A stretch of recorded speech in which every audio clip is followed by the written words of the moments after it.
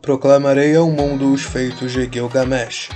Eis o homem para quem todas as coisas eram conhecidas. Eis o rei que percorreu as nações do mundo.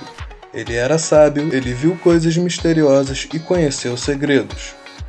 Ele nos trouxe uma história dos dias que antecederam o dilúvio. Partiu numa longa jornada, cansou-se, exauriu-se em trabalhos e, ao retornar, descansou e gravou na pedra toda a sua história. A epopeia de Gilgamesh, ou o ciclo de Gilgamesh, como é mais conhecido em versões antigas, consiste em um conjunto de poemas épicos escritos em tabuletas de argila em diferentes línguas. Geralmente os poemas são divididos em 12 tabuletas, podendo haver versões com 10 ou 11. A história narra as aventuras do rei semideus Gilgamesh, soberano da cidade de Uruk, localizada na antiga Suméria, no sul da Mesopotâmia, atual território do Iraque. Não se sabe ao certo em que século essas histórias começaram a ser escritas. A versão mais famosa e completa data do século 7 a.C. Mas uma pergunta ainda perdura no ar. Qual é o interesse desta epopeia para a história? Se, vendo pelo lado literário, a epopeia de Gilgamesh é considerada por muitos como a obra literária mais antiga conhecida.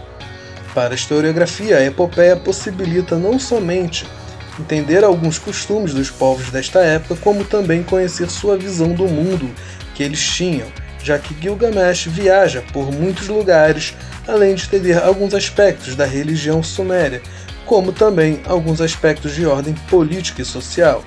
E por fim, outro ponto interessante a se analisar neste poema é a sua versão do Grande Dilúvio, versão esta que antecede a versão bíblica em alguns séculos. De antemão, muitos devem pensar que Gilgamesh não passa de um personagem mitológico como tantos outros.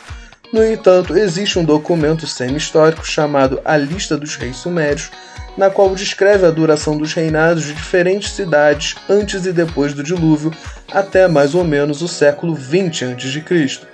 De acordo com tal lista, Gilgamesh foi o quinto rei de Uruk, da segunda dinastia, tendo governado por 126 anos. De acordo com a lista, ele teria governado entre os séculos 28 e 27. Contudo, devido à falta de maiores fontes que comprovem a veracidade de sua existência, ele é considerado uma figura mítica. Gilgamesh era filho da deusa Nissun, uma deusa menor da cidade de Uruk com um mortal. No entanto, seu pai nunca foi definitivamente definido. Em algumas versões se fala que seu pai fora um sacerdote do templo da deusa, em outras que ele teria sido um fantasma ou até mesmo um demônio, em outras ele teria sido o filho do rei deus Lugubanda, o qual foi o segundo soberano de Uruk da segunda dinastia, tendo governado por 1.200 anos. Sendo assim, Gilgamesh era descrito como sendo 2/3 Deus e 1/3 humano. Por isso ele possuía uma grande beleza e força herdada de sua mãe e a mortalidade de seu pai. Com tais trunfos ele tinha tudo para ser um herói, mas de fato não fora assim no começo. O rei se vangloriava em dizer que foi o responsável por ter erguido as muralhas de Uruk, na qual, de fato, no poema a cidade tem o epíteto de Uruk, das grandes muralhas, ou Uruk, a de poderosas muralhas. No entanto, se por um lado o rei dispunha de força, beleza e coragem, ele era um soberano orgulhoso e devasso.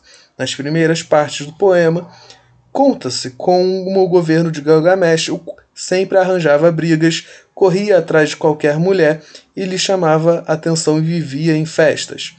Revoltados com tal devassidão do rei, os habitantes de Uruk suplicaram ao deus An ou Anu para os babilônios que fizessem algo. An e Inanna, ou Ishtar para os babilônios, eram as principais divindades cultuadas em Uruk. An era o deus do céu e do firmamento, em versões mais antigas tido como o rei dos deuses, e Inanna era a deusa do amor e da guerra, considerada a rainha dos deuses, embora fosse filha do deus An. Ouvindo as súplicas dos mortais, An pediu para que a deusa Araru criasse um ser que pudesse desafiar o orgulhoso Gilgamesh. Assim surgiu Enkidu. Araru, obedecendo às ordens de An, moldou do barro a imagem e essência de An, um ser do qual ela batizou de Enkidu.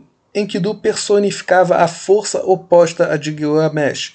Enquanto este simbolizava o homem civilizado e corrupto, Enkidu simbolizava o homem selvagem e ao mesmo tempo puro.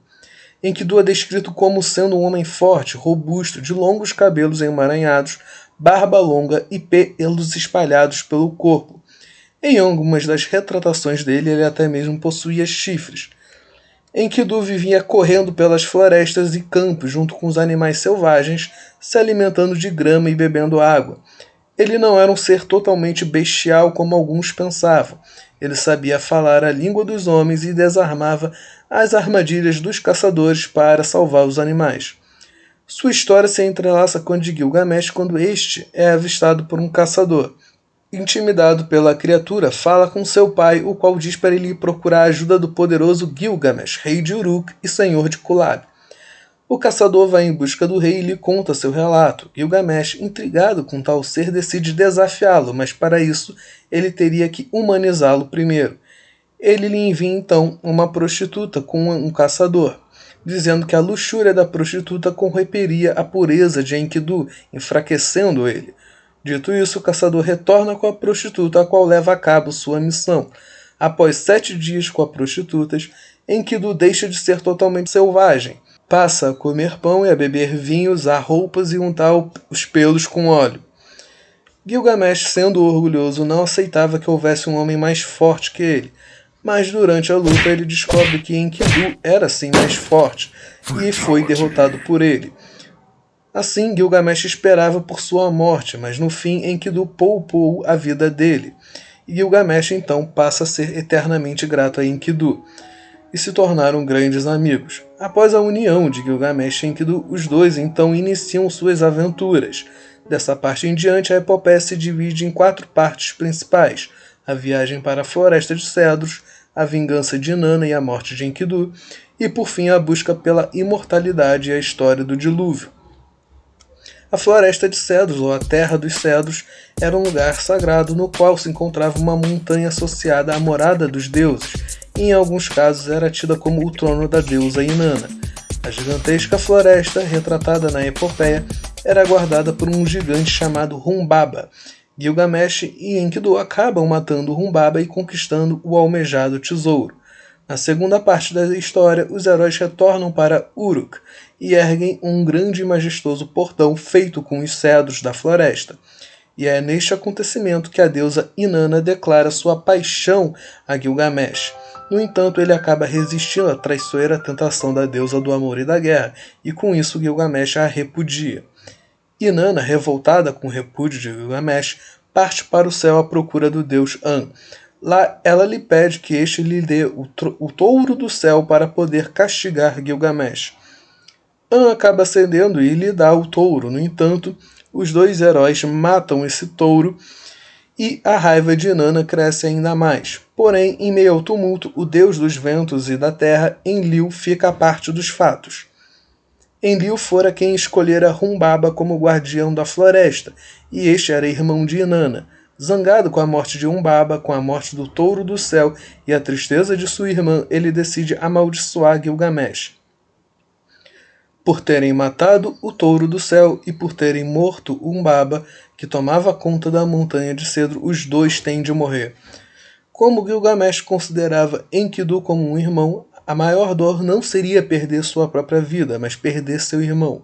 Com isso, Enlil amaldiçoa Enkidu e por 12 dias ele sofre as dores da enfermidade, morrendo em grande sofrimento. Com a morte de Enkidu, Gilgamesh passa a temer ainda mais o fardo dos mortais, então decide buscar uma solução, procurar a vida eterna. Então surge a figura de Unaspik. Este e sua mulher receberam a súplica do deus Enlil e a imortalidade por seu feito. Além disso, ele e sua mulher foram levados pelos deuses a habitarem uma terra distante, por isso o epíteto de Olonginco. O nome desta terra varia de acordo com as versões. Uns chamam de a Foz dos Rios, seria o local onde nasceria todos os rios do mundo. Outros a chamavam de Dilmun, nome dado a este lugar, na versão sumeriana, a Terra dos Vivos. De qualquer forma, este lugar ficava localizado além do oceano, no extremo do mundo. Tendo Gilgamesh cruzado campos, rios, florestas, montanhas, mares, até chegar finalmente ao Jardim dos Deuses, depois da montanha Machu, e lá ser tentado por Siduri, uma mulher que fazia vinho, a permanecer neste jardim, ele é ajudado por esta e vai então em busca ao barqueiro Ushnabbi, o qual o leva até Unaspkin. Chegando lá, ele ouve de Unaspkin o relato do dilúvio, e então pede para ele se este poderia lhe conceder a imortalidade também. De primeiro momento, o homem se recusa, mas depois de tanta persuasão, ele acaba cedendo, porém com uma condição: Gilgamesh teria que ficar 6 dias e 7 noites sem dormir. Sendo assim, ele aceita o desafio e começa sua batalha contra o sono. No entanto, o poderoso herói acaba cedendo ao sono, e o Unaspkin disse que com isso ele não poderia ajudá-lo e o melhor seria que ele voltasse para casa. Desolado, Gilgamesh retorna para o barco de Unasphi. No entanto, antes de partir, a mulher de Unaspkin disse que poderia ajudá-lo. Ela disse que havia uma última tentativa. Nas profundezas do mar existia uma flor da qual quem come as suas pétalas se tornaria eternamente jovem e imortal. Gilgamesh decide ir atrás dessa flor e mergulha nas profundezas do mar, até encontrá-la. Com ela em mãos, então, ele decide retornar para Uruk. Gilgamesh teve a oportunidade de comer esta flor e se tornar logo imortal, porém a comoção e a alegria eram tantos que ele decidiu desfrutar de tal bênção como os idosos de Uruk e decidiu não comer da flor até estar de volta à cidade. Durante a viagem de volta, Gilgamesh parou para se banhar em um poço d'água e, enquanto se banhava, uma serpente, atraída pelo odor da flor, a rouba, lhe levando para sempre a esperança da vida eterna. Com isso, Gilgamesh retorna para Uruk e passa a viver como todos os homens, temendo a velhice e a morte.